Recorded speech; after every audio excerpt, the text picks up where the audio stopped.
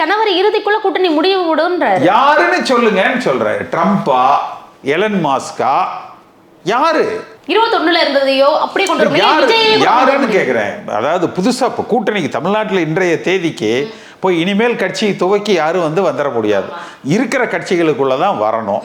விஜயை பொறுத்த வரைக்கும் நாங்கள் கூட்டணி இல்லை, எங்கள் தலைமையில் விஜய் முதலமைச்சர்னு அறிவிச்சிட்டாங்க, நம்ம நம்புகிறோம். சீமானு அதை அறிவிச்சிட்டாரு. திமுக கூட்டணி இன்டாக்டாக இருக்குது. பாஜக கூட்டணியில் இந்த பாட்டாளி மக்கள் கட்சி பிளவுபட்டு நிற்குது. தேமுதிகல நீ போன தடவையே எங்களை ஏமாத்திட்டீங்கன்னு சொல்லிட்டு புலம்பிட்டு இருக்கிறாங்க. வேற யார் இருக்கிறாங்கன்னு மட்டும் எனக்கு சொல்லுங்களேன்.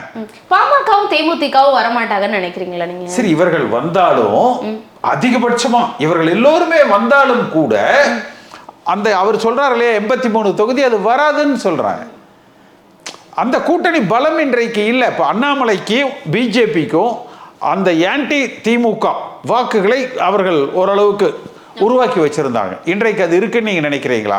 அன்றைக்கு என்டிஏவினுடைய பலம் அதிமுக இல்லாம 18%, இன்றைக்கு 8% கூட இருக்காது என்பது என்னுடைய கணிப்பு.